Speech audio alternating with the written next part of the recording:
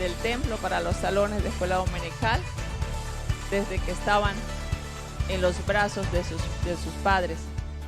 Y ahí el trabajo de los padres y el trabajo de la iglesia, ¿verdad? Entonces le damos la gloria al Señor. No nos cansemos de traer los niños a la iglesia, de invitar a los padres que traigan a sus niños a la iglesia. Amén. Queremos una Colombia mejor, entonces instruyamos a los niños en el temor a Dios. Enseñémosles a amar a Dios y a temerle. Mis amados hermanos, a partir del capítulo 2 del Evangelio de Marcos, empezamos a ver una serie de cuestionamientos que los escribas y los fariseos le hacían a Jesús. ¿Recuerdan eso? El domingo pasado nos hablaron de eso, el antepasado. Llevamos 4 domingos mostrando desde el capítulo 2 una serie de cuestionamientos que los escribas y los fariseos le hacen a Jesús. Todo lo que Jesús hace o hacía y decía le incomodaba a los líderes religiosos. ¿Por qué? ¿Por qué les incomodaba? ¿Por qué se sentían incómodos? ¿Por qué cuestionaban? Nuestro hermano John Heiner, cuando nos predicó hace 2 domingos atrás, hablaba de esto, ¿no? De que ellos solamente estaban pendientes de murmurar, de cuestionar. Y una de las cosas que hemos visto en la palabra es que ellos cuestionaban, se incomodaban, porque Jesús, sus enseñanzas, sus obras, no se ajustaban al concepto que ellos tenían de justicia. No se ajustaba al modo de pensar de ellos, a la manera como ellos interpretaban las Escrituras. Lo que ellos consideraban que es lícito hacer o no, estaba basado en la interpretación que ellos le daban a las Escrituras, pero no lo que realmente decía la ley de Dios. Todo lo que ellos son o eran, cómo vivían, cómo adoraban, cómo se relacionaban con las otras personas, es el resultado de todo lo que a ellos les han enseñado, lo que ellos han aprendido. Es el resultado de las enseñanzas de los maestros, de los rabinos. Por años, esa interpretación que los rabinos le dieron a la ley se convirtió en el fundamento del culto que ellos le brindaban a Dios. En otras palabras, usted y yo somos el resultado de lo que hemos aprendido por años, ¿verdad? De los principios que hemos aprendido, de lo que está en nuestra mente. La manera como ellos veían a los otros estaba condicionado al concepto que ellos tenían de justicia, es decir, lo que es bueno, lo que no es bueno, lo que es lícito y lo que no es lícito, ¿verdad? Nuestro concepto de justicia determina la manera como nosotros nos vemos y cómo tratamos a los demás. Solo, escuche esto, antes de leer las Escrituras, solo cuando estamos dispuestos a oír a Jesús. ¿Cuántos están dispuestos a oír a Jesús? Solo cuando nosotros estamos dispuestos a oír a Jesús, nosotros podemos dar a Dios una adoración viva. Como dice Juan, los que le adoran es necesario que le adoren en espíritu y verdad. Solo cuando oímos a Jesús podemos dar a Dios una adoración viva, que no se apoya en nuestra propia justicia, sino que surge de un corazón que ha sido transformado por el poder y la autoridad de Jesús. Necesitamos oír a Jesús para que nuestra adoración sea acorde a lo que es Dios. Amén. A lo que Dios demanda de nosotros. Una adoración viva. Quiero invitarles a abrir en el Evangelio según San Marcos, capítulo 3, del versículo 1. Vamos a leer por ahora hasta el versículo 6. Marcos 3, del 1 al 6. Si quiere, puede colocarse sobre sus pies. Dice: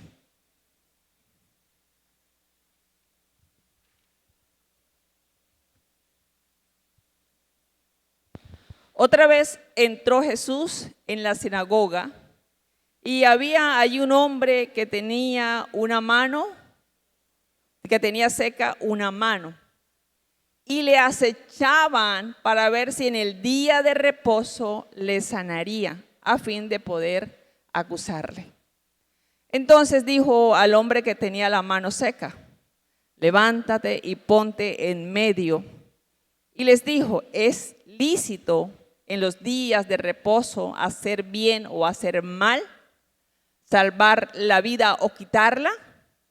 Pero ellos callaban. Entonces, mirándolos alrededor con enojo entristecido por la dureza de sus corazones, dijo al hombre: extiende tu mano. Y él la extendió, y la mano fue restaurada sana. Y salidos los fariseos, tomaron consejo con los herodianos contra él para destruirle. Pueden sentarse, mis amados hermanos. Nuestro concepto de justicia afecta nuestra adoración a Dios. Amén. O en otras palabras, nuestro concepto de justicia afecta nuestro culto a Dios, la manera como nosotros nos acercamos a Dios. El texto que acabamos de leer nos ubica en un contexto de culto. ¿Dónde estaban ellos? Mira el versículo 1, ¿dónde estaban? En la sinagoga. Entonces nos ubica en un contexto de culto, en una sinagoga. ¿Qué se supone que debía ocurrir o que debe ocurrir en ese lugar? En una sinagoga. ¿Qué se supone que debe ocurrir en un lugar de culto? ¿Qué debe ocurrir en un lugar de culto? Adoración, ¿verdad? A Dios. ¿El enfoque quién es? Dios. Debe ocurrir algo como lo que está ocurriendo en esta mañana. Estamos honrando a Dios. El texto nos muestra que era un día de reposo, cuando todos los judíos se disponían a ir, ¿a dónde? Eran muy celosos con el día de reposo. Era algo sagrado para ellos, como ser el domingo para nosotros. Se disponían a ir a la sinagoga, el lugar donde se congregaban para hacer oraciones, para leer las escrituras, para oír la interpretación de las escrituras como parte del culto a Dios. Para ellos era un día como ser para nosotros, ya le decía ahorita, para nosotros el día de hoy. El día que el Señor hizo para que nosotros nos deleitáramos en Él. Amén. Para que viniéramos a este lugar a darle gracias con un corazón agradecido, lleno de gozo. Era un lugar donde debía haber un ambiente de paz y de reconciliación. Eso es lo que debe haber, ¿verdad? En un culto, en un lugar donde se rinde culto a Dios. El domingo pasado, la palabra de Dios nos recordaba que el día de reposo, ¿qué es? ¿Es un día para qué? Para recrearnos en Dios. Pero nos decía el pastor que los líderes religiosos lo habían convertido en un día gravoso, donde se retraían y le impedían también a los demás hacer el bien. La palabra nos mostraba un caso donde los escribas, los fariseos cuestionaban a Jesús porque sus discípulos habían pasado por un sembrado de trigo y habían tomado trigo y habían comido trigo, ¿no? Mientras pasaban. Usted ir pasando y ve un palo de mango, coge un mango y se lo comen. Entonces para ellos eso era trabajar y estaba prohibido trabajar en el día de reposo. ellos, por causa de sus muchas reglas y prohibiciones, hicieron que ese día fuera un día gravoso para muchos, y no un día de disfrute, un día de paz. Es decir, si no hago o no me someto a hacer las cosas como me enseña la palabra de Dios, como Dios lo ha establecido, entonces yo termino haciendo mi propia justicia. ¿Ya?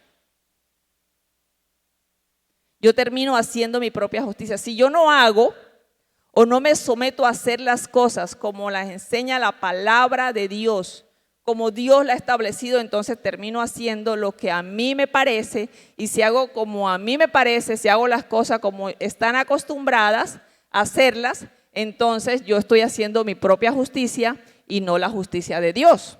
¿Ya? Y eso es establecer mi propia justicia.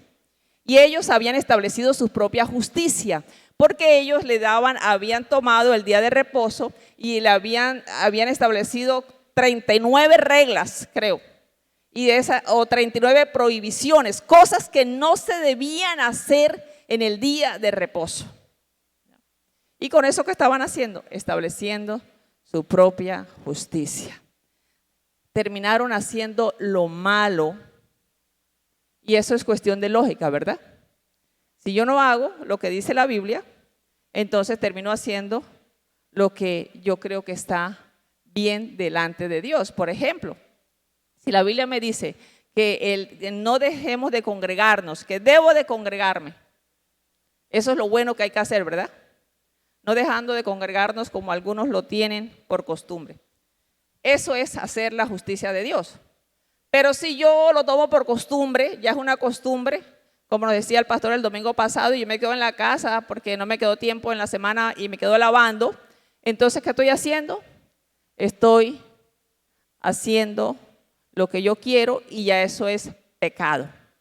El que sabe hacer lo bueno y no lo hace, le es pecado. En el caso de los líderes religiosos, ellos interpretaron el día de reposo como ellos quisieron. Sus interpretaciones eran erradas. Ellos fueron los que definieron lo que era lícito y lo que no era lícito. Ellos definieron lo que era justo y lo que no era justo a su propio parecer. Y en esa interpretación, en la medida que ellos iban interpretando como a ellos les parecía, ellos se iban alejando del verdadero sentido del mandamiento. Ellos se quedaban con la forma y desechaban la esencia del mandamiento. Por lo tanto, su adoración a Dios estaba moldeada a su propia justicia, a lo que a ellos les parecía, lo que debían hacer o lo que no debían hacer, lo que le habían enseñado sus maestros. Según el texto que acabamos de leer, ¿qué ocurrió ese día de reposo? ¿Qué ocurrió ese día de culto? Mire, otra vez entró Jesús en la sinagoga. ¿Y quién estaba allí? Jesús entró, ¿y qué vio Jesús?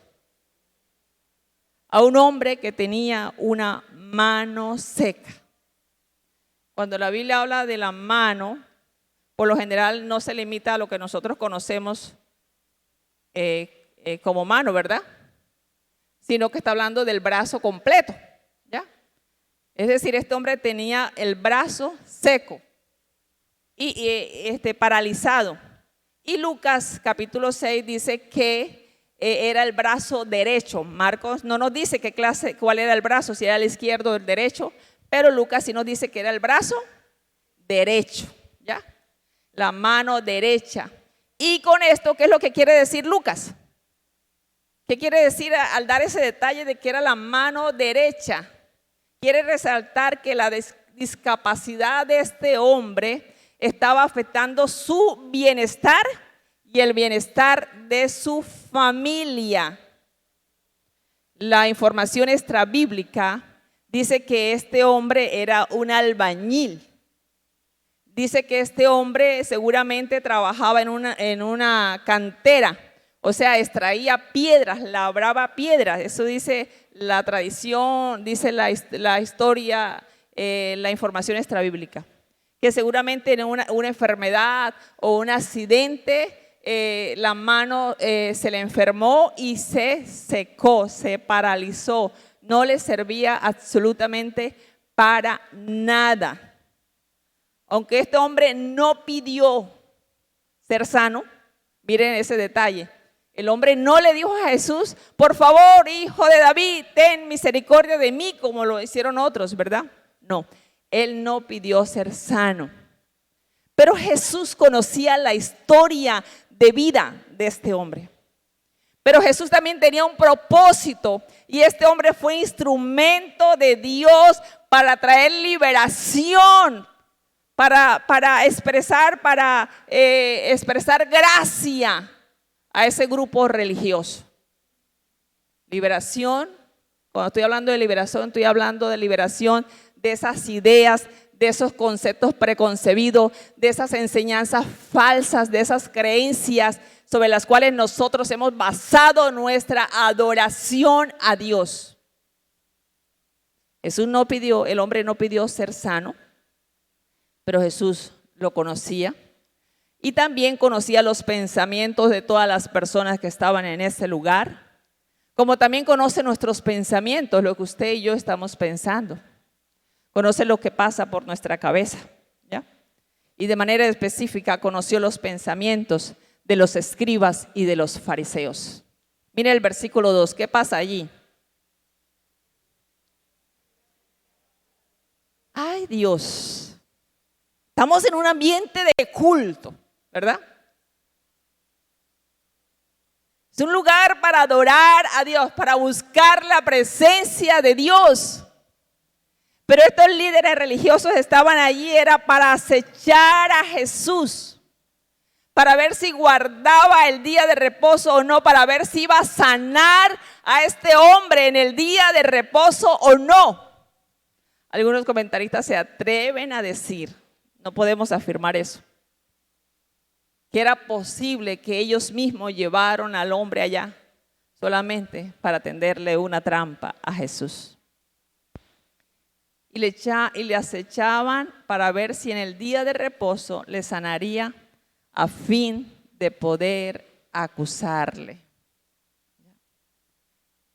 El único propósito por lo que ellos estaban allí, el único motivo por el cual estaban en la sinagoga, en el día de reposo no era para adorar a Dios, era para espiar a Jesús, para ver si Jesús guardaba el día de reposo, como ellos suponían que debía de guardarse, para ver si Jesús rompía o violaba las reglas establecidas, las normas, los estatutos establecidos por los líderes religiosos. ¿Qué dice la actitud de estos líderes acerca de lo que ellos son? Piense en eso, por favor. Eso no ocurre en este lugar, ¿verdad? En esta iglesia eso no ocurre, ¿verdad? Nosotros no somos así, ¿verdad? Nosotros no venimos a la iglesia los domingos para criticar, no venimos para cuestionar, no venimos para mirar cómo se vistió la hermana o el hermano, no venimos para espiar a ver si echó diezmo o no echó diezmo, no venimos para ver si ayunó, si ayuna o no ayuna. No venimos para mirar si el hermano se para cuando estamos adorando o no se para. No venimos para mirar si él levanta las manos o no levanta las manos. Nosotros no hacemos eso, ¿verdad? Dios nos ayude y Dios permita que no sea así, ¿ya? Que el único motivo por el cual nosotros venimos a este lugar es para deleitarnos en Dios. Amén. Para escuchar a Dios. No venimos al culto para espiar la fe de otros. Ellos habían establecido como norma una serie de cosas que no se debían hacer en el día de reposo y que la Biblia, la ley, no dice nada al respecto. Y debían de cumplirse esas reglas sin importar que al dejar de hacer el bien, que de pronto el momento demandaba, no importaba que se pusiera en peligro el bienestar de una persona o se postergara el sufrimiento.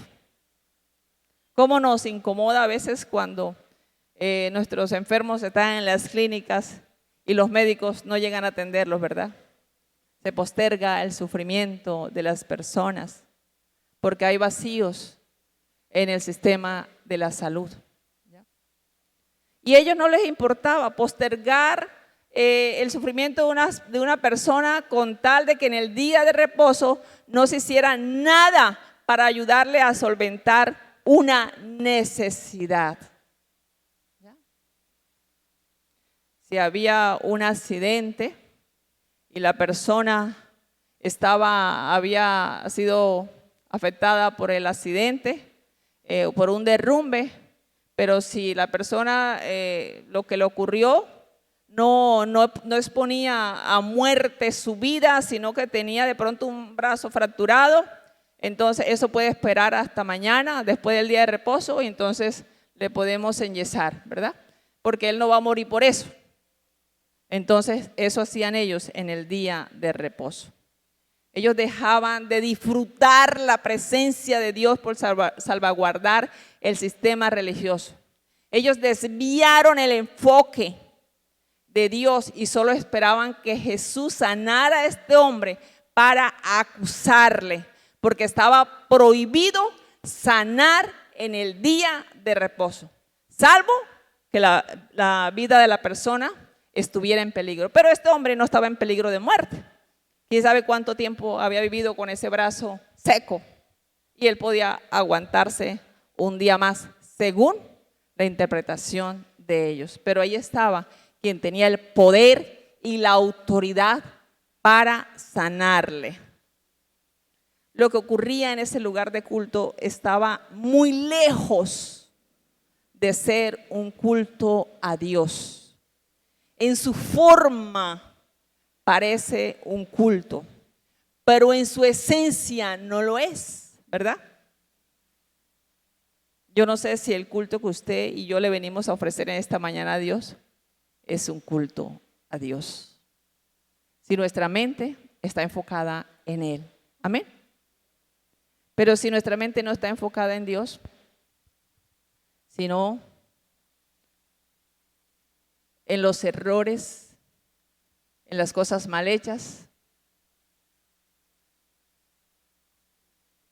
en cómo vino el hermano y cómo vino la hermana, entonces es posible que nuestro culto no sea para Dios. Nuestro concepto de justicia, mis amados hermanos, basado en el pensamiento humano, afecta nuestra adoración a Dios. Nuestro concepto de justicia es: esto es correcto, esto no es correcto. Así me lo enseñaron en la iglesia, así se hace en la iglesia. ¿Ya? Eso es el concepto de justicia, lo que es correcto, lo que es lícito o no es lícito. ¿Ya? Así me lo enseñaron mis padres. Esa es la tradición. La tradición. Pero si la tradición no es conforme a lo que dice la palabra, entonces no es conforme a la justicia de Dios, sino conforme a la justicia del hombre. Amén.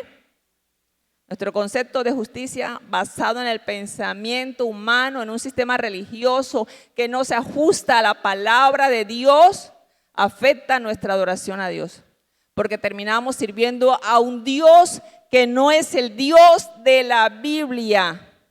Un Dios de reglas y no de relación. ¿Ya? Un Dios de reglas, pero no de relación. No es el Dios que se acercó a nosotros. No es el Dios que restauró a Pedro cuando negó a Jesús. No es el Dios que se hizo carne. ¿Ya? La adoración se da en relación con un Dios que conocemos, con un Dios que ama, que es misericordioso, que es bondadoso. La adoración a Dios tiene como motivación el reconocimiento de la bondad de Dios, de su misericordia, de su amor, de su compasión a través de Cristo y no de la demostración de nuestra justicia. Porque nuestra justicia nos hace ver bien delante de los hombres, pero en nuestros corazones muchas veces somos como los fariseos, como dijo Jesús. Por fuera somos como sepulcros blanqueados, pero por dentro somos podrición. Donde hay crítica, odio, cuestionamiento, ganas de matar. La adoración basada en reglas, en lo que se debe hacer y no hacer, es una adoración muerta. Lo que nosotros hacemos debe tener como fundamento lo que nosotros somos en el Señor. Amén. Lo que somos en Cristo. Tito 3, capítulo 3, versículo 4 dice, 5 y 6. Pero cuando se manifestó la bondad de Dios, nuestro Salvador, y su amor para con los hombres, no nos salvó por obras de justicia que nosotros hubiésemos hecho. No hay nada que usted y yo podamos hacer para ganarnos la salvación, para ser aceptos delante de Dios. No nos salvó no por obra de justicia que nosotros hubiésemos hecho, sino por su misericordia, por el lavamiento de la regeneración y por la renovación en el Espíritu Santo, el cual Él derramó en nosotros abundantemente por Jesucristo nuestro Salvador. Nosotros tenemos que entender que somos salvos y que la salvación es transformación de mente, de corazón. No somos salvos por todas las cosas buenas, entre comillas, religiosas que nosotros hagamos. Las cosas buenas que nosotros hacemos es el fruto de una transformación que ocurrió en nuestros corazones, porque hemos sido salvos por la misericordia, por la gracia de Dios, porque hemos sido regenerados, porque hemos sido lavados, porque hemos sido renovados en el Espíritu Santo. Porque Dios derramó en nosotros el Espíritu Santo. Amén, mis hermanos. ¿Estamos comprendiendo eso? ¿Hemos entendido que de eso se trata la fe cristiana? Hemos entendido que la adoración fluye de un corazón que ha experimentado el lavamiento de sus pecados, que ha sido renovado en el poder del Espíritu Santo, que ya no ve a los demás como los veía antes, que ahora los mira con compasión, con misericordia. Una adoración que busca mostrar que somos mejores que los otros. Lo único que pone de manifiesto es nuestro orgullo, nuestra crueldad, nuestra falta de compasión, de misericordia y la ausencia del señorío de Cristo en nuestras vidas. Esto es para mirarnos a nosotros mismos. ¿Sabe que una adoración basada en nuestra propia justicia, lo único que hace es llevarnos a mostrar que en nosotros hay orgullo, soberbia? Porque cuando nosotros nos atrevemos a juzgar al otro de acuerdo a mis criterios, de acuerdo a lo que yo hago, entonces lo único que estoy haciendo es soberbio, orgulloso. Y ahí no está Cristo. La actitud de estos líderes contra Jesús contrasta con lo que es el culto a Dios. con lo que se debe hacer en el día de reposo. En Isaías capítulo 58 ya Dios lo había dicho, versículo 13. Si retrajeres del día de reposo tu pie de hacer tu voluntad en mi día santo y lo llamares delicia. Cuando leía este texto pensaba cómo debemos nosotros llegar a la iglesia a rendirle culto a Dios. Una mente despejada, una mente enfocada en Dios. Yo no sé, ¿hace cuánto usted no le dijo a Dios, quiero vivir para ti? ¿Hace cuánto no le dice a Dios, quiero hacer tu voluntad? ¿Hace cuánto no le ha dicho a Dios eso? ¿Hace cuánto no le ha dicho a Jesús, quiero conocerte más? ¿O usted ya conoce suficientemente a Dios? ¿Ya lo conoce suficientemente a Jesús, al Espíritu Santo? Dice que el día de reposo es para eso. No para hacer nuestra voluntad, sino para hacer la voluntad de Dios. Y ahí en el culto, en la sinagoga, estaban ellos imponiendo su voluntad, las reglas, las prohibiciones que habían hecho los maestros de la ley, diciendo cómo era que se debía guardar el día de reposo. Pero Dios ya lo había dicho aquí, cómo era que se guardaba el día de reposo. Dice, deleitándote. Si retrajeres del día de reposo tu pies de hacer tu voluntad en mi día santo, y lo llamares delicia, santo, glorioso de Jehová, y lo venerares, no andando en tus propios caminos, ni buscando tu voluntad, ni hablando tus propias palabras. No hablando tus propias palabras. Ellos estaban hablando sus propias palabras. Ellos estaban juzgando de acuerdo a sus propias palabras, de acuerdo a su sistema religioso.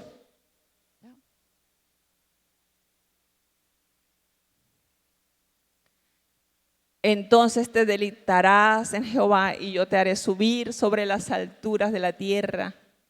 Y te daré a comer la heredad de Jacob tu padre, porque la boca de Jehová lo ha hablado.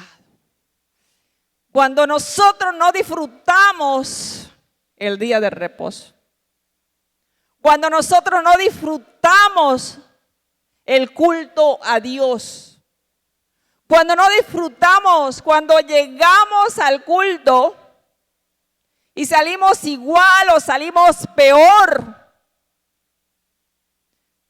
eso tiene que llevarnos a revisar todo nuestro sistema de creencia, todo nuestro sistema de valores,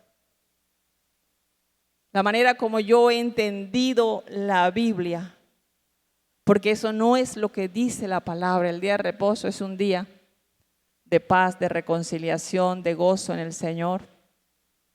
Y no estamos hablando solo de día del reposo, sino de nuestro culto a Dios, de nuestra relación con Dios, de ser cristianos, de llamarnos hijos de Dios. ¿Ya? La adoración basada en nuestra justicia endurece el corazón hacia Dios y hacia el prójimo. Esto para uno moverse, ¿no? ¿Cómo está mi corazón hacia Dios? ¿Soy sensible a Dios? ¿Soy sensible a las necesidades de los otros? ¿O tengo esa capacidad, esa destreza, esa habilidad de cerrar el corazón cuando se está exponiendo la palabra para no oír?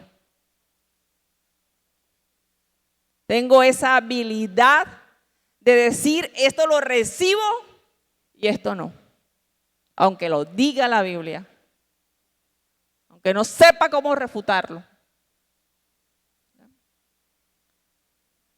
Pero como Jesús no se fijaba en la apariencia, sino en el corazón, fue un paso más allá de estos líderes religiosos. Ellos estaban allí, esperando, o sea, desenfocados de Dios, poniéndole cascarita a Jesús. Jesús va un paso más adelante que ellos y llama al hombre que tenía la mano seca. ¿Y qué le dice? El hombre estaba por allá, en un rincón o detrás de la multitud, y Jesús le dice, ven acá, quizás hasta el nombre le dice, ¿no?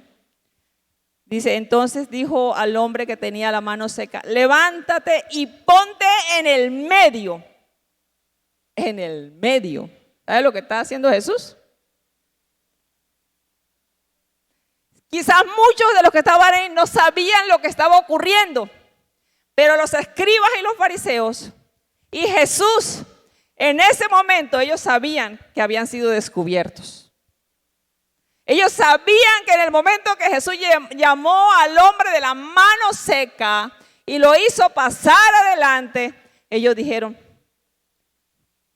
fuimos descubiertos, ¿verdad? Fuimos descubiertos, nos va a hacer pasar vergüenza. Vamos a perder autoridad delante del pueblo. Se derrumbó todo nuestro sistema religioso. Y lo hizo. Levántate y ponte en medio. Jesús va un poco más allá adelante de ellos, donde todos puedan ver al hombre y confronta la actitud de estos líderes religiosos. ¿Qué les dice Jesús? ¿Qué pregunta les hace? ¿Es lícito en el día de reposo, en los días de reposo, hacer el bien o hacer el mal? ¿Salvar la vida o quitarla? ¿Salvar la vida o quitarla? ¿Qué hicieron ellos? La respuesta depende de quién representa para ellos la máxima autoridad. Si sus sistemas religiosos, lo que le habían enseñado por años, o lo que decía la ley de Dios. La respuesta depende de quién representa para ellos la máxima autoridad. Si la ley de Dios o las reglas que habían establecido los rabinos, los ancianos, sus tradiciones y que sostenían su sistema religioso.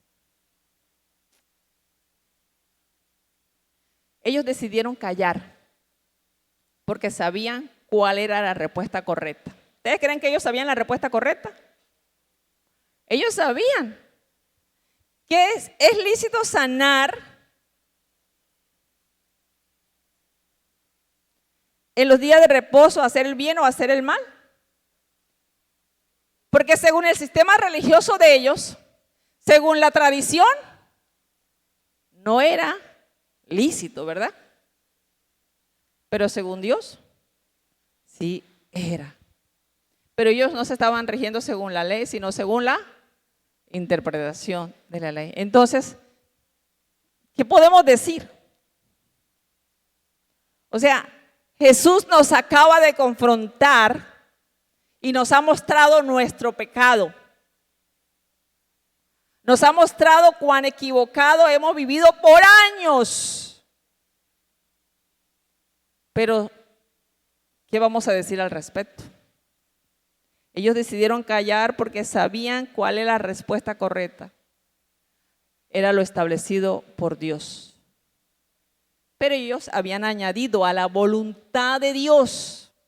Dios, ¿por qué no nos dice las cosas completas? En otras palabras.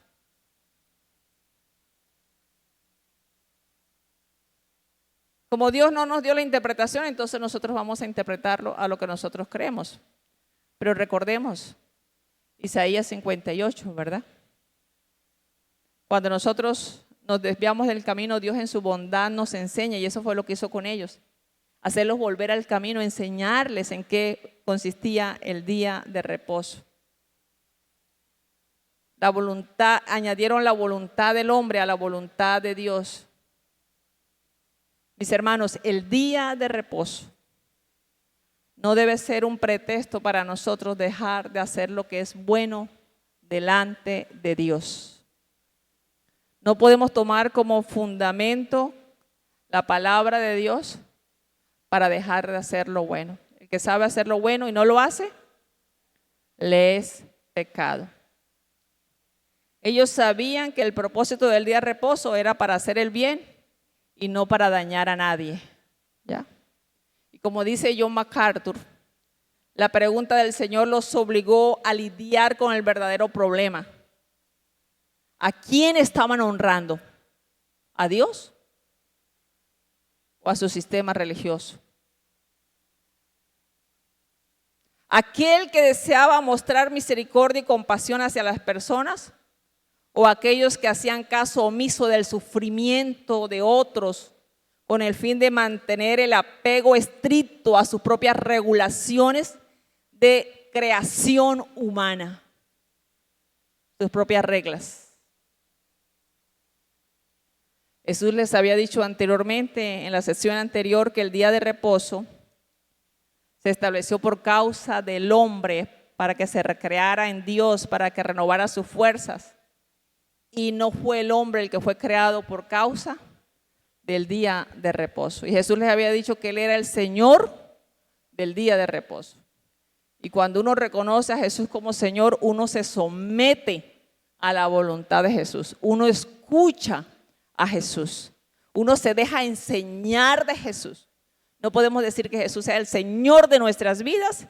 Sí, Señor, tú eres el Señor de título, pero yo hago lo que yo quiero. Creo que Jesús con esta pregunta tiene como propósito mostrar que en la sinagoga, en el lugar de culto, había más de un lisiado. ¿Escucharon eso? No había solo un lisiado.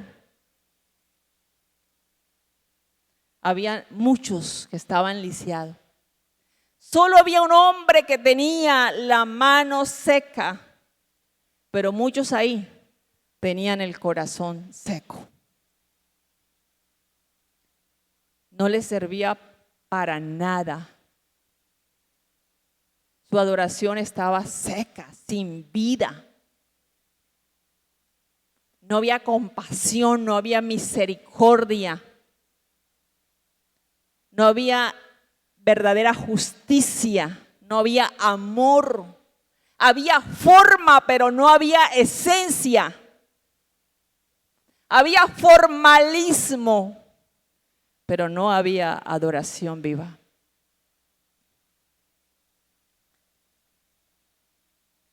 Estaba seco el corazón de los líderes religiosos. Voluntariamente endurecieron el corazón ante la verdad que había sido descubierta por Jesús en sus corazones. Dice el versículo 5, la primera parte. Entonces Jesús, mirando alrededor con enojo entristecido por la dureza de sus corazones. ¿Usted sabe lo que es decirle a una persona que ya sabe lo que tiene que hacer y no lo hace? Lo que está diciendo es, Jesús se enojó por la dureza de sus corazones, porque ellos voluntariamente decidieron cerrar el corazón a la verdad de Dios que estaban recibiendo en ese momento. Y no solamente en ese momento. Miren, ha habido 4 encuentros, 4 episodios de cuestionamiento a Jesús. Ellos todavía no entienden. Todavía cierran su corazón ante el Señor. Y Jesús no solo se enoja, sino que se entristece. Porque voluntariamente ellos prefieren seguir viviendo conforme a su sistema religioso y no conforme a la revelación de Dios que es por medio de Jesús. La decisión de callar ante la oportunidad que Jesús les dio de responder para reconocer que estaban haciendo el bien, no estaban haciendo el bien, sino el mal, demuestra la obstinación de sus corazones. Ellos decidieron callar, dice la Biblia. pero ellos callaron. No nos vamos tan lejos, mis amados hermanos. ¿Cuál es nuestra actitud cuando escuchamos lo que la Biblia dice, pero decidimos no cambiar? ¿Cuál es nuestra actitud? ¿Qué dice eso de nuestro corazón? Cuando escuchamos, sabemos lo que la palabra de Dios dice, cuando nos están enseñando, pero nosotros decidimos cerrar nuestro corazón a la palabra de Dios. La falta de sensibilidad ante la palabra de Dios y la necesidad humana afecta nuestra adoración a Dios. Porque no es una adoración que agrada a Dios. No es el fruto de un corazón que ha experimentado el amor, la misericordia y el perdón de Dios. La adoración a Dios surge de un corazón sensible a la palabra de Dios. Oír a Jesús produce una adoración viva y transformadora. ¿Saben? Pasa algo interesante. Dice el versículo 5. Entonces, mirándolos alrededor con enojo entristecido por la dureza de sus corazones, dijo al hombre, y esta parte es interesante, porque Jesús no hizo como en otras ocasiones. No le dijo al hombre, sé sano. No le dijo, ves, lávate en el estanque de Siloé. No le dijo, no untó barro, no untó con su saliva como hizo otras veces. No le tocó. Lo que está pasando en este momento es una descripción del poder y la autoridad transformadora que hay en la palabra de Dios. Y una demostración de lo que es la dureza del corazón. Jesús viene y le dice al hombre, Jesús con enojo entristecido por la dureza del corazón de los líderes religiosos, le dice al hombre, extiende tu mano. Oiga, el hombre tiene la mano seca, el brazo paralizado. ¿Y Jesús qué le dice? Lo más natural, extiende tu mano. Y él la extendió. Él recibió la palabra. Él respondió a la palabra de Jesús. Él respondió al mandato de Jesús. ¿Y qué ocurrió? Y la mano le fue restaurada sana. ¿Qué contraste nos está mostrando Marcos? Nos está mostrando un contraste entre los líderes religiosos que oyeron, pero que no recibieron la palabra, que no respondieron, que prefirieron callar, que es lícito en los días de reposo hacer el bien o salvar la vida o quitarla. Qué momento tan liberador, restaurador, un nuevo comienzo hubiese sido para ellos si dan una respuesta conforme a lo que dicen las Escrituras. Todo ese sistema que había en sus cabezas, en sus mentes, se hubiese derrumbado de ellos, hubiesen sido libres, hubiesen empezado un nuevo tiempo para ellos, una adoración viva. Hubieran sido libres de ese legalismo, de esa construcción humana, pero ellos decidieron callar. Pero el hombre extendió su mano. ¿No les parece eso maravilloso? ¿Estamos comprendiendo el contraste que hay que nos está mostrando Marcos? ¿Ya? Uno extiende su mano, pero el otro endurece el corazón. ¿Usted ha escuchado decir, así como llegué, me fui? ¿O así como llegó, se fue? ¿O salí peor de lo que, o salió peor de lo que llegó? ¿En qué contexto decimos eso? Lo decimos en contexto cuando mandamos a un enfermo a la clínica, ¿verdad? Lo llevamos. Pero también cuando estamos en el templo. Pero usted también tiene que preguntarse en esta mañana, ¿por qué salí como llegué? ¿Sería porque el predicador era malo? ¿Porque los muchachos del grupo de alabanza no estaban coordinados? ¿O porque yo no fui a adorar a Dios, sino fui a seguir una adoración de forma?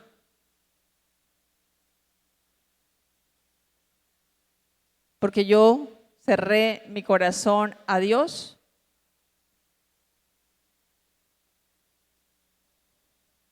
¿Sabe que los escribas y los fariseos no salieron como entraron?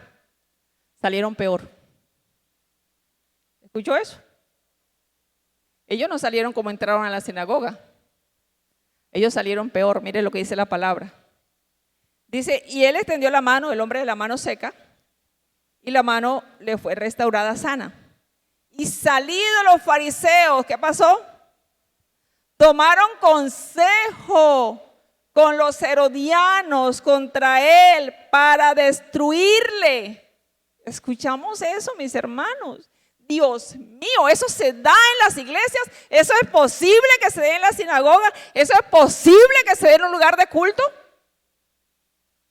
Jesús les había hecho una pregunta: ¿es lícito en los días de reposo hacer bien o hacer mal, salvar la vida o quitarla? Aunque ellos callaron, la respuesta estaba en su sistema religioso, porque ellos decidieron quitar la vida y no salvarla. Ellos decidieron que había que matar a alguien, que había que destruir a alguien, y eso lo planearon, lo pensaron en el día de reposo. ¿Comprendemos lo que está pasando?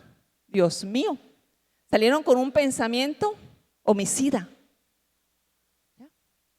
Se unieron con sus enemigos. O sea, los escribas y los fariseos, ellos no se llevaban bien con los herodianos, con los seguidores de Herodes, con los soldados con los que les servían a Herodes. No tenían buena relación, pero el odio hacia Jesús, el amor a sus creencias, a su sistema religioso, les unió para destruir a Jesús. Oír a Jesús produce una adoración viva y transformadora, pero no oírlo endurece nuestro corazón, nos hace malos y perversos, ¿no? Nos hace religiosos que están caminando derecho al infierno. Jesús se entristeció porque para ellos venía juicio. Porque el que decide no oír a Jesús, dice la palabra, el que no le recibe, ya ha sido juzgado. Y tenemos que reevaluar ese concepto de recibir a Jesús. Porque creemos que recibir a Jesús es decir, hacer una oración de fe, que hay que hacerla. Y decirle, entra, Señor. Y ya firmamos y tenemos clara la fecha del día que recibí a Jesús. Pero eso no es recibir a Jesús. Recibir a Jesús es decirle, entra y siéntate en el centro de mi corazón. Gobierna mis pensamientos, reevalúa, llévame a reevaluar mi manera de pensar. Por eso en los versículos anteriores dice que es imposible poner remiendo de paño nuevo en vestido viejo, que es imposible echar vino nuevo en odres viejos. O le servimos a Dios o no le servimos. O dejamos que Jesús sea el Señor de nuestras vidas, o seguimos siendo religiosos, que estamos brindando una adoración muerta que sale de un corazón seco y que no llega a la presencia de Dios, que no nos transforma a la imagen de Cristo, sino que nos hace peor personas de lo que somos. ¿Ya? Porque por el afán de hacer valer nuestro sistema, nuestras creencias, nuestras tradiciones, entonces le hacemos daño a otro. Pero la relación con Jesús es diferente. Nos lleva a una adoración viva, a un disfrute de la presencia de Dios, a mirar a los otros con misericordia, con compasión. ayudarles a restaurar. Los versículos que siguen, que no los vamos a profundizar por causa de nuestro tiempo, pero son interesantes. Porque dicen, bueno, los escribas ya se ponen de acuerdo, hacen un plan, toman consejo, es un plan. El día de reposo planeando la muerte de Jesús. ¿Cómo les parece eso? El consejo, cuando dice tomaron consejo, es planearon, se reunieron. Y salen. Y el versículo 7 dice, mas Jesús, ¿qué hizo Jesús? Se retiró al mar con sus discípulos y le siguió gran multitud de Galilea y de Judea, de Jerusalén, de Idumea, del otro lado del Jordán y de los alrededores de Tiro, de Sidón, oyendo cuán grandes cosas hacía. Grandes multitudes vinieron a él. Dijo a sus discípulos que le tuviesen siempre lista la barca a causa del gentío, para que no le oprimiesen, porque había sanado a muchos, de manera que por tocarle cuantos tenían plagas caían sobre él. Y los espíritus inmundos al verle se postraban delante de él y daban voces diciendo, tú eres el Hijo de Dios. Mas él le reprendía mucho para que no le descubriesen. Saben que las multitudes en las congregaciones son atractivas, ¿verdad? Son atractivas. Uy, que hay que tener una iglesia donde asistan 1,000 personas, 2,000, 3,000, eso no me parece maravilloso. Maravilloso. Y no estoy diciendo con esto que es malo con lo que voy a decir. Es más, tenemos que ganar a las multitudes. Tenemos que ganar a las masas. Jesús sale, se retira porque sabe que hay peligro de muerte también para él y no es el tiempo de él. Se retiró al mar con sus discípulos y su fama se ha extendido por todas partes. Entonces los de Jerusalén, los judíos, los de Judea, siguen a Jesús, dice, y le sigue gran multitud. Pero no solamente de Jerusalén y de Galilea, sino que también de los lugares más lejanos, de Idumea, en regiones donde vivían judíos y gentiles. Pero también dice que de Tiro y de Sidón, o sea, no solamente eran judíos los que seguían a Jesús, sino que también habían gentiles, muchos gentiles siguiendo a Jesús. Pero ¿cuál era la motivación? ¿Por qué le seguían? ¿Por qué le seguían? ¿Qué dice el texto? Versículo 8. Oyendo cuán grandes cosas hacía. ¿Por qué le seguían? Porque oían lo que Jesús hacía. Escuchen. Una vez más Jesús nos demuestra que necesitamos hacer el bien, ¿verdad? Y Jesús aquí, Él le responde a la multitud. Esta multitud sigue a Jesús no porque querían oír a Jesús, no porque estaban interesados en conocer al Hijo de Dios y ser transformado por ellos. Ellos estaban interesados en las cosas que Jesús hacía. Nosotros no venimos a este lugar por las cosas que Jesús hace, ¿verdad? Nosotros venimos a este lugar porque Jesús es el Hijo de Dios. Porque Jesús es el Señor. Porque tenemos promesa de redención, de vida eterna. Venimos a este lugar porque somos siervos. Y esta gente, la fama de Jesús se había extendido tanto que ellos van, dice, oyendo cuán grandes cosas hacía, no dice decía. Grandes multitudes vinieron a él. Quizás es la misma multitud que después va a gritar, crucifícale, crucifícale. ¿Ya? Puede ser la misma multitud que más adelante va a pedir a Barrabás y va a pedir la muerte para Jesús, cuando ya Jesús cumplió su tiempo en la tierra. Y Jesús dice, y dijo a sus discípulos que le tuviesen siempre lista la barca a causa del gentío, para que no lo oprimiesen. Y lo que describe el versículo 9 y 10 es una cosa terrible. Yo no sé si usted ha visto las multitudes cuando llegan, cuando saben que les van a regalar algo. Dios mío, eso pasan por encima de los otros. Tumban gente, ¿verdad? Con tal de recibir algo. Esta gente oprimía a Jesús. Dice la palabra que se le tiraban encima. Eso era lo que hacían. Lo ultrajaban, lo maltrataban físicamente.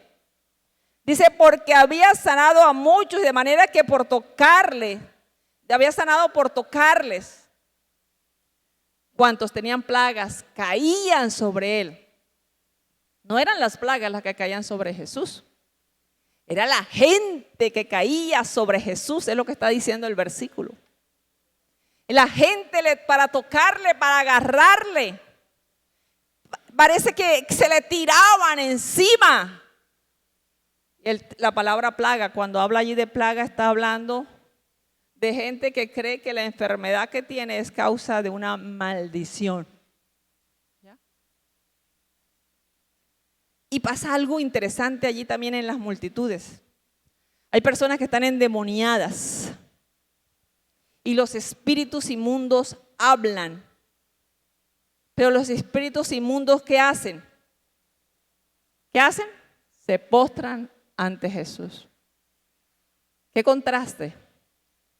Las multitudes quieren algo de Jesús, pero no saben quién es Jesús. Y no quieren oír, quieren recibir. Los fariseos no quieren oír a Jesús, niegan, se resisten, cierran el corazón, no quieren reconocer quién es Jesús. Pero los demonios sí saben quién es Jesús.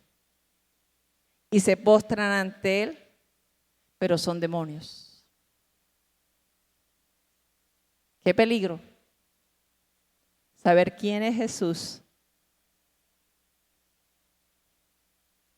pero no aceptar su señorío en nosotros, ¿verdad? Nos hacemos igual que los demonios. ¿Saben? ¿Y qué hacía Jesús? Esto me parece tan interesante porque dice, y al verle se postraban delante de él y daban voces diciendo, tú eres el Hijo de Dios. Mas él le reprendía mucho para que no le descubriesen. Y siempre uno se pregunta, ¿por qué? ¿Pero sabe por qué? Porque lo que Dios busca es una relación personal de usted y mía con el Señor. Que sea el fruto de nosotros aprender de Jesús, de primera mano, de su palabra, de la revelación de Dios, no de la revelación de los demonios. Porque una fe basada en la información del hombre, como vimos con los escribas y los fariseos, una religión, una adoración basada en reglas, en prohibiciones, en un sistema religioso construido por el hombre, no da fruto, no transforma. Y una adoración basada en la información de los demonios te va a llevar al infierno, porque tampoco te va a transformar. Porque lo que transforma es un encuentro personal con Jesús. Cuando preparaba esta palabra, vi un video de una predicadora que ha tenido mucha fama en las redes y me parecía terrible. En una parte de su exposición de la palabra de Dios, lo que hizo fue pasar un capítulo de Los Simpsons. Y muchos aplauden eso y es interesante que muchos en la iglesia también suben esos videos a sus estados. Y algunos pastores suben esos videos a sus estados. Y yo decía, Dios mío. ¿Y sabe por qué hizo un capítulo? ¿Por qué mostró un capítulo de los Simpsons? Para decir que como la gente dice, ¿no? Los Simpsons lo volvieron ¿a qué? ¿Cómo es la palabra? A predecir. Lo volvieron a predecir. Salió verdad lo que dijo los Simpsons.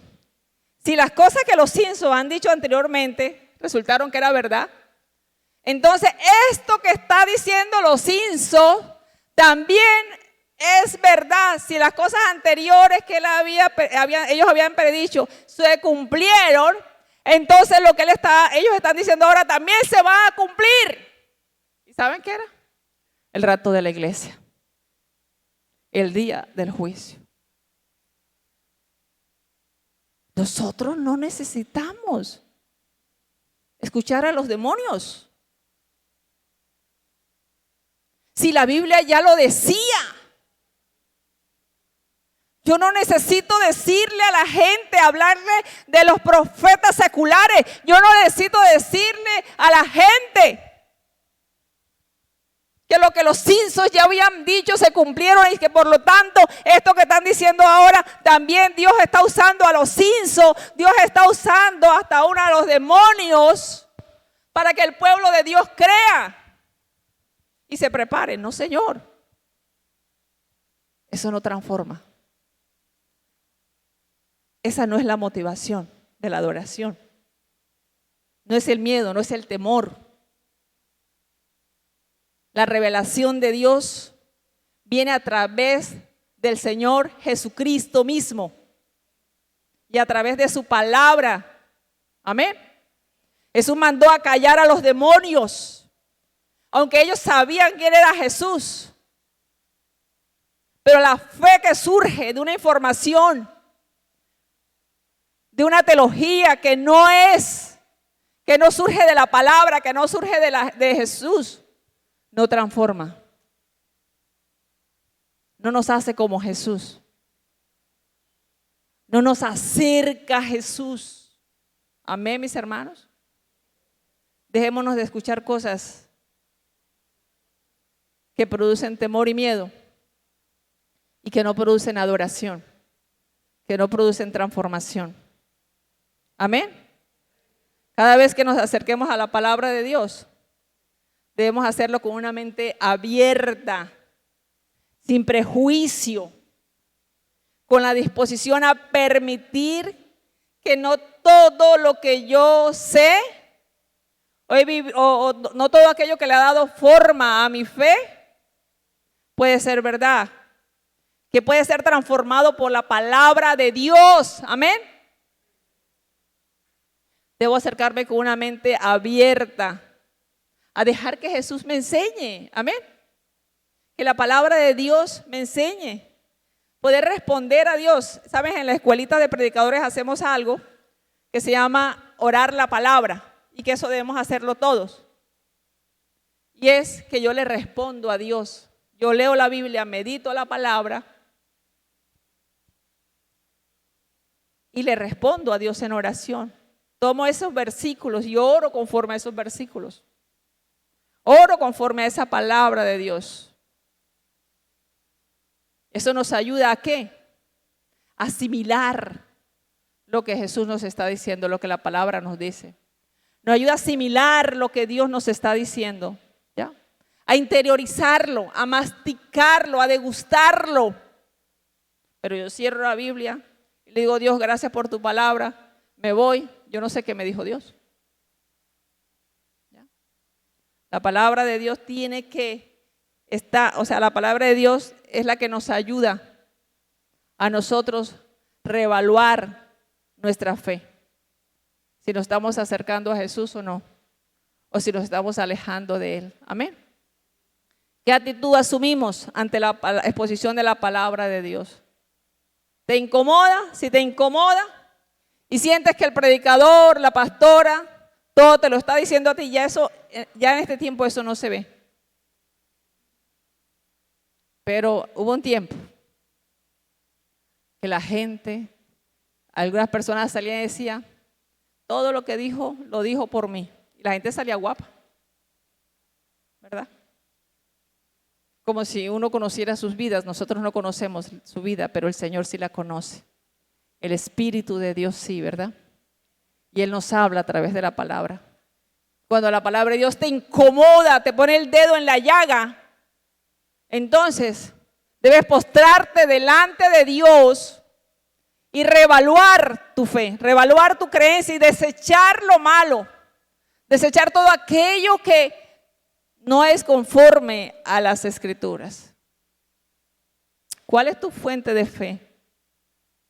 Si usted necesita entender la Biblia porque no la entiende, acérquese a uno de nuestros líderes y dígale, yo necesito aprender a leer y a meditar la Biblia. Quiero escuchar a Dios de primera mano. Alguna gente se alimenta de puros videos. ¿Ya? Alguna gente vive y siempre dice, es que ya no se hace como se hacía antes. Es una relación dinámica con Cristo, de crecimiento, de ajuste. Y eso tiene que ocurrir en su vida. La práctica de mi fe no es una excusa para dejar de hacer lo que es bueno delante de Dios. No es una excusa para cerrar mi corazón ante la necesidad humana. Amén, mis hermanos. Ponte sobre tus pies. Y dale gracias al Señor. Necesitamos oír a Jesús.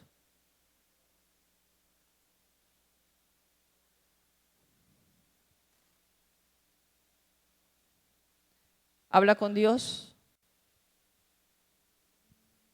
Señor, queremos bendecirte, Padre.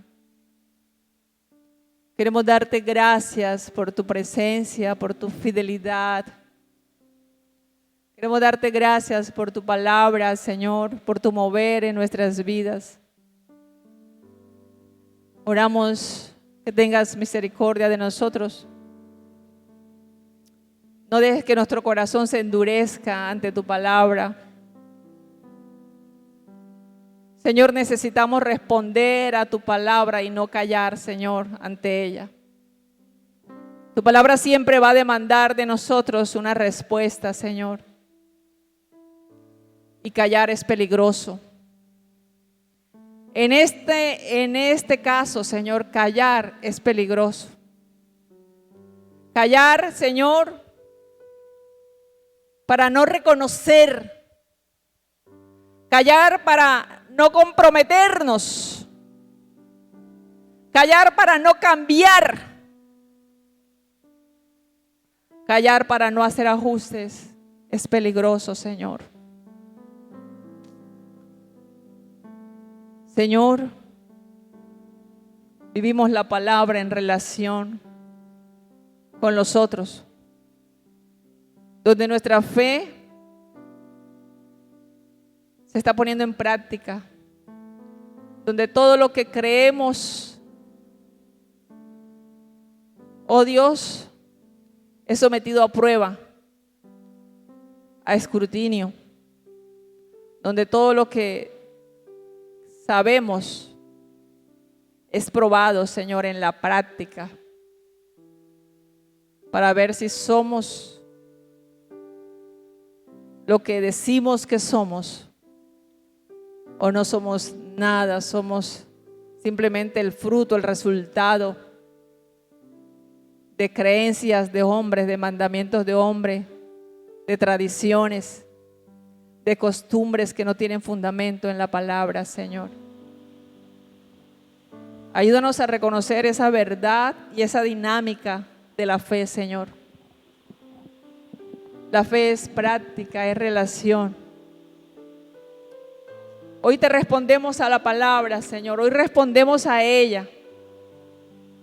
Hoy te decimos que igual que los escribas y los fariseos, nosotros hemos hecho así muchas veces, Señor. Nosotros venimos al culto con una motivación equivocada, Señor. Nuestro corazón se inclina a eso, Señor.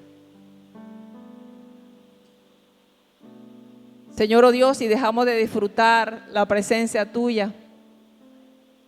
Y dejamos de reconocer tu bondad.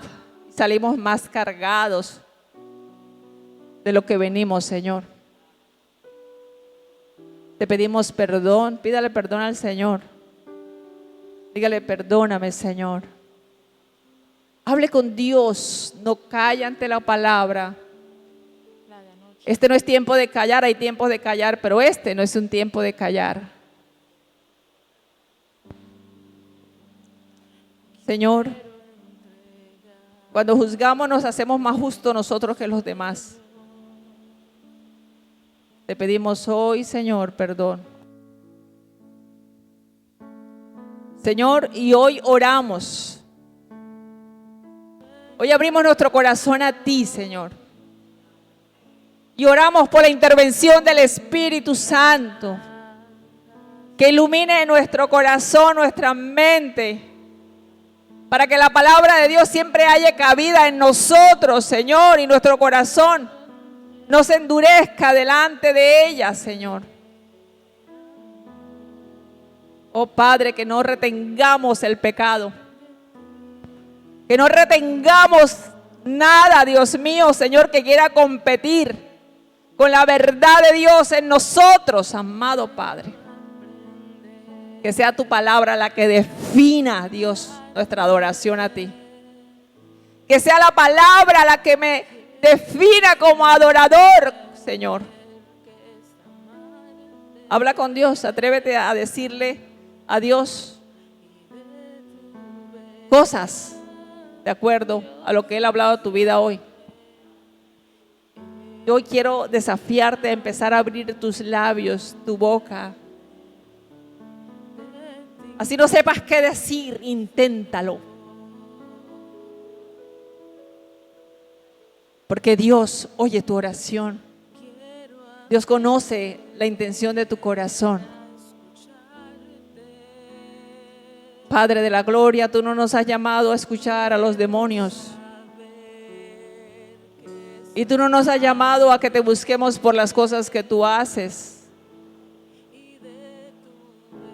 Necesitamos ser transformados por ti. Esa es la meta, llegar a ser como Cristo. Hasta que lleguemos a la imagen del Hijo de Dios, dice tu palabra, Señor. Gracias. Si aún no has recibido a Cristo en tu vida, dile: hoy quiero recibir a Jesús en mi corazón. Hoy quiero que Jesús entre en mi vida. Quiero que Él se siente en el centro de mi corazón. Díceselo hoy. Es una oportunidad para que pidas perdón por tus pecados y le digas a Jesús: hoy te recibo como el Señor y Salvador de mi vida. Perdóname, Señor, de todos mis pecados. Límpiame y lávame con la sangre de Jesús. Quiero aprender de ti, Jesús. Quiero vivir mi vida, el resto de mi vida, sirviéndote, siguiendo a Jesús. Quiero conocerte, Jesús. Quiero conocer al Padre. Quiero de tu Espíritu Santo. Quiero disfrutar de tu presencia. Gracias, Señor. Gracias, Espíritu Santo. Gracias. Ser parte de la iglesia, Señor, es una bendición. Gracias por darnos la oportunidad de amar, de servir, de mostrar compasión y misericordia, de ser pacientes. Gracias, Espíritu Santo. Gracias. Dale vida a mi corazón, Señor. Si sientes que tu corazón está seco, es una mañana para que le digas al Señor que le dé vida a tu corazón, que lo haga vivir. Dile. Si tu corazón está seco, si ya no sientes compasión, si endureces tu corazón ante la necesidad de los otros, si no te importa, como si no fuera contigo, cuando te enteras de alguien de la congregación está sufriendo y piensas que eso no tiene que ver contigo, que eso tiene que ver con los pastores y con los líderes,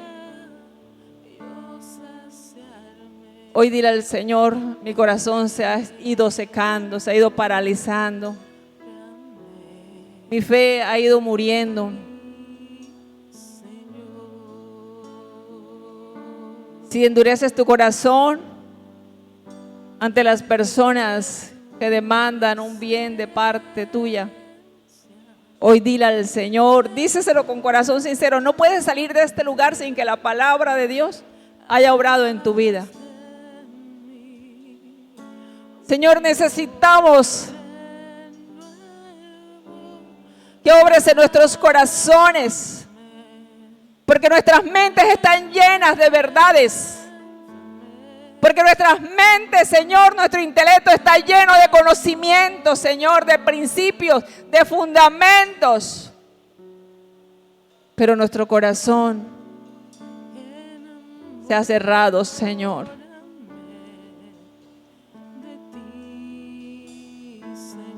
Oh Dios, se nos ha olvidado el olor de ese perfume, Señor, la esencia de tu palabra, el amor, la misericordia, la compasión.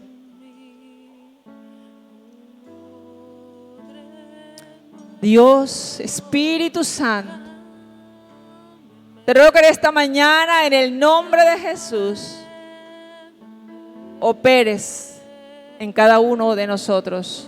Díceselo. Yo no puedo pedir lo que tú no quieres que suceda en tu vida. Jesús no pudo hacer nada en este hombre, en estos hombres, porque ellos no lo deseaban. Pero hoy el Señor está hablando a un pueblo que es sensible a su palabra y que anhela un corazón que revive, un corazón que palpita ante el amor, ante la verdad de Dios, ante Jesús. Te necesitamos, Señor Jesús. Te necesitamos. Quiero aprender a escucharte. Así es, Señor. Yo quiero saber. Así es. Que es amarte. Así es. Y de tu verdad yo saciarme. Así es, Señor. Enamórame. Así es, Señor. De ti, Señor. Gracias, Yo quiero Señor. aprender a escucharte. Gracias, Señor. Gracias. Y quiero saber que es amarte. Así es. Y de tu verdad yo saciarme en amor. Gracias, Señor. De ti, Señor.